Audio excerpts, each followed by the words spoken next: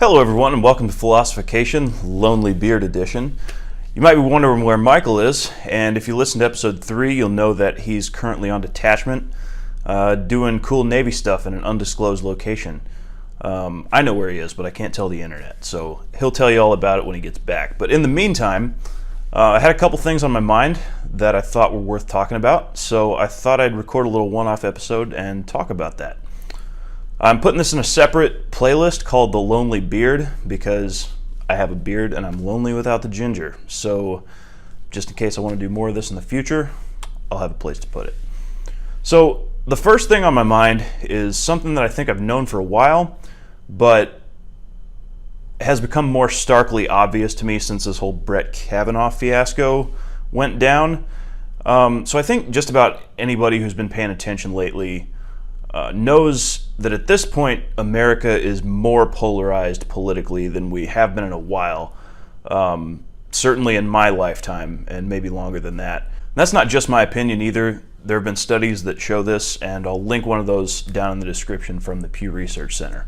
So what's really come into stark focus for me lately, and what I think has been a major factor in why the country is so polarized politically right now, is that the left and the right live in different worlds of facts. And to illustrate that, I'm going to use Kavanaugh's testimony to the Senate Judiciary Committee as an example. So I didn't watch the full testimony, but I did see parts of it, and what really stood out to me about the whole thing was not the testimony itself, but the way the left and the right reacted to it. And depending on which side of the political aisle you talk to, you'll get two wildly different judgments of Kavanaugh's temperament based on this testimony. So the left will tell you that Kavanaugh was an unhinged, entitled frat boy and a crybaby.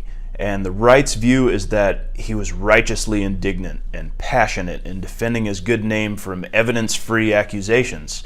So I think it's worth asking the question, how can two different groups of people watch exactly the same testimony and come to such drastically different conclusions? To me, it's an obvious answer. I think a judgment of a person's temperament is inherently subjective, not objective. And because it's a subjective judgment, it's inevitably going to be influenced by the pre-existing opinions of the person making the judgment.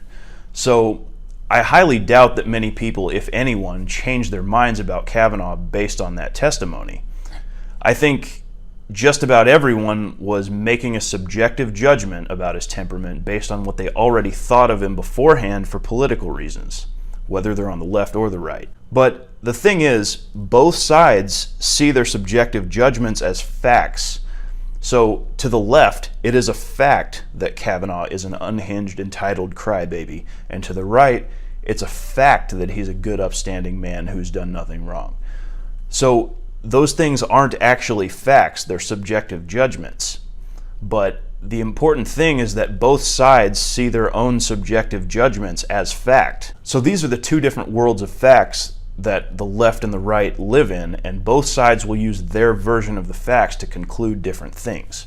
So in this case, a lot of people on the left are saying that regardless of whether or not Kavanaugh is actually guilty of sexual assault, he lacks the proper temperament to be a Supreme Court justice, and therefore should not be confirmed. But the right doesn't buy that because they're starting from a different judgment about his temperament. So I'm certainly not the first person to notice this, and it extends far beyond Kavanaugh's testimony and into just about every other politically charged issue. The left and the right live in different worlds of facts. They have different starting points. And the reason this is so divisive is that in this environment, everyone's conclusions make perfect sense to them based on the world of facts that they live in. So in the Kavanaugh example, if you accept as a fact that Kavanaugh is an unhinged crybaby, then it's completely logical to conclude that he should not be on the Supreme Court. But on the other hand, if you accept as a fact that Kavanaugh was righteously and passionately defending his good name from false accusations, then it makes perfect logical sense that he should be on the Supreme Court. So this is true across a lot of issues, and I think a lot of it has to do with which media sources each side is getting their information from. So there's a lot of fake news and propaganda out there on both sides, and it can be really hard to figure out the difference between that stuff and the truth. But regardless of the reasons for that disparity, if you live in the right-wing world of facts, then right-wing conclusions and policies make perfect sense to you, and left-wing conclusions look totally idiotic, and vice versa if you live in the left-wing world of facts. So what happens in that environment is that when we come across people from the opposite side of the political aisle, people who don't share conclusions that seem completely obvious to us based on our perceived facts, it's very easy to default to seeing those people on the other side as either stupid or malicious, because to us, the correct conclusions are obvious. So if another person doesn't have that same conclusion, then clearly they're either an idiot or they have some ulterior motive. So I think a big part of the reason a lot of our conversations are so unproductive and divisive is that we fail to realize that a lot of times the things we perceive as facts are not actually facts, but subjective judgments. And the other side has a completely different starting point of perceived facts based on their subjective judgments. So I think one step towards having better, more productive discussions across the aisle is to realize that the other side's conclusions probably make perfect logical sense to them based on what they believe the facts are. We need to have conversations in good faith, which means not assuming stupidity or malice on the part of the other person. We need to stop talking past each other and get to the root of the disagreement, which means trying to figure out whose version of the facts better match reality. And another important part of this is examining our own perceived facts, recognizing the possibility that maybe some of what we think are facts aren't actually facts, and maybe they're subjective judgments. It's possible that some of our facts are actually subjective judgments. Maybe some of them are just false, or maybe they're correct. But it's important that we examine our own presuppositions to see if they're actually justified. So like I said before, that's something I think I've known for a while, but the Kavanaugh fiasco just brought it into sharp focus for me like nothing else has before.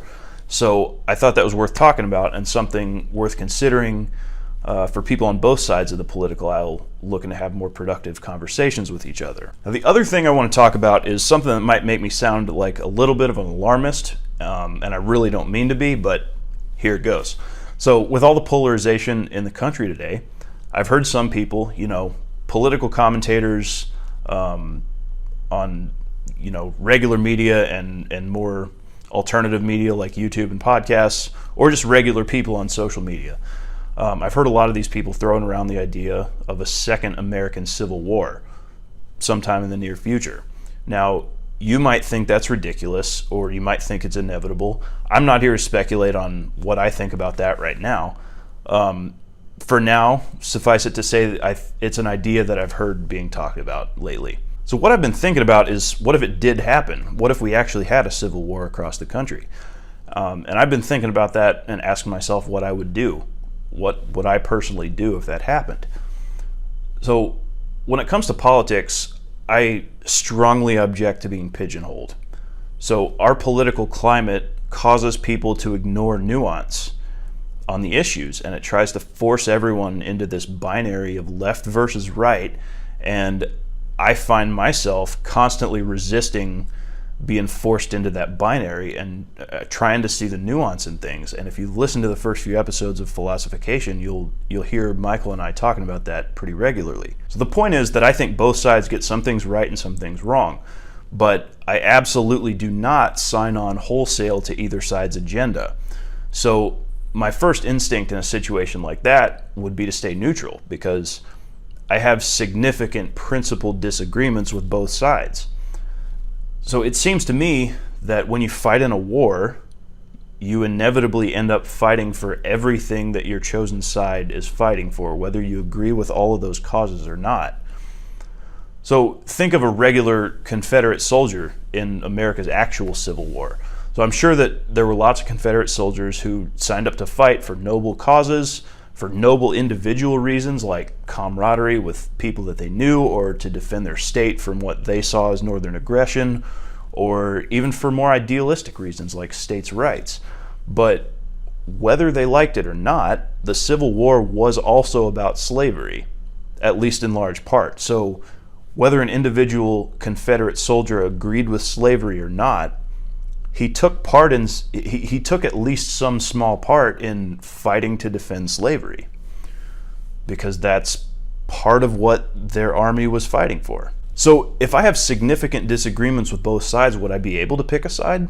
Or is it possible that one principle of mine or one set of principles would take precedence over the rest? So for me, the principle that takes precedence over the rest is liberty. So part of me thinks that because of a principled stand on liberty, I would be forced to choose the side that I think does the best job of representing liberty. And to me, as things stand right now, the side that best represents liberty is clearly the right, clearly the political right. But, what if it turns out in practice that neither side ends up representing liberty very well? Both the left and the right have their own versions of totalitarian tendencies. And who's to say those tendencies won't come out in a war, even if they weren't intended to? But again, on the other hand, would it even be possible for a person to stay neutral even if they wanted to? And I guess it kind of depends on the specifics of what the situation is, but maybe one possible scenario is that the war becomes extensive enough that staying neutral is just no longer an option for anyone. So in that case, I guess it would just be a judgment call. Pick the side that lines up best with your principles and hope it stays that way. So I don't know the right answer, and I'm really just thinking out loud right now. And I absolutely hope that I'll never have to make a decision like that for real, but I feel like it's good to consider the question and maybe become better prepared to make a decision like that if it ever were to become necessary. So let me know what you think about that in the comments. If you think there's something I'm missing, or maybe you think I'm just an idiot and this is a stupid thing to think about. Let me know that too. I'll be interested to hear more opinions. And also let me know what you think about political polarization and the idea of separate worlds of facts that I talked about, and maybe some suggestions as to what we can do to fix that problem. So that's all for today, and I'll see you next time on Philosophication.